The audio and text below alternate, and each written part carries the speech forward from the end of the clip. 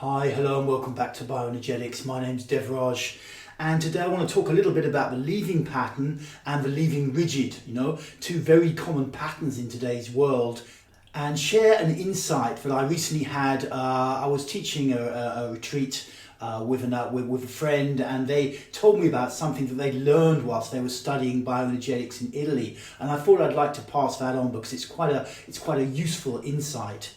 So people from the leaving pattern basically have a tendency, or their nervous system is calibrated, probably by evolution, it's genetic.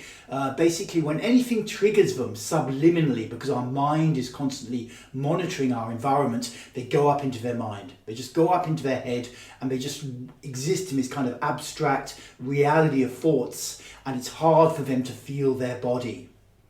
And in today's age, when there's a lot of screens, a lot of people working with tech, on the computer, the leaving rigid also is a very common pattern. So it's like the person is quite functional, they have some drive, they're not completely dissociated all the time, but they're basically spending a lot of time in their mind in quite a rigid world, and they are becoming a little bit robotic. And a lot of people, of course, are realizing this and seeking ways to correct that situation. Now, traditionally, if you look at a classic bioenergetic posture like the bow, how you would do it is, you bring your arms right up. Tuck my shirt in for a minute. You bring your arms right up, your knees are slightly bent, and you stretch right back as far as you can, pressing your pelvis forward, squeezing your arms back, and then you breathe and you feel your body. And this is the classic kind of bow. Everyone does it a little bit different because our back, particularly our mid-back, is shaped differently. But basically you press, and you breathe and you feel. And that is essentially good. But what I've noticed, and chatting to this friend of mine, is that for a lot of people it's better to start the breathing before you get right back into the position, and then don't go back so far that your breathing becomes restricted. A lot of people in the leaving or leaving rigid will really push into it because they want to achieve, they're kind of like that, they want quick results, but they push into it so deeply that their breathing is shut right down. So they're kind of, I'm exaggerating with my voice, but they're not really breathing deeply. So a useful thing to do with a bow or with any of these static stretches, which are stretches that you just press and hold rather than ones that have dynamic movements in them. Start from just standing with your arms up and start by breathing fairly deeply, because the breath is so important in this practice.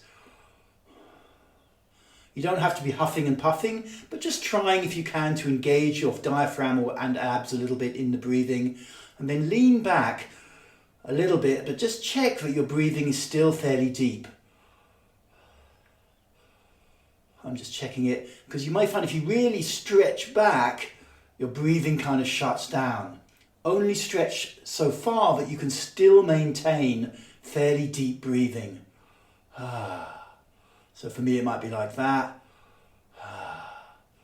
I also recommend to make a little bit of sound on the out breath and to try to keep feeling your body.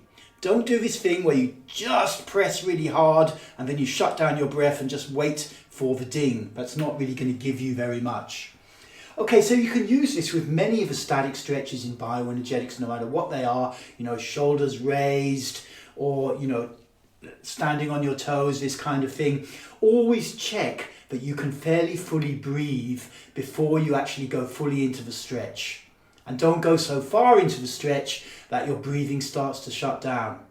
Okay, that's my tip for today.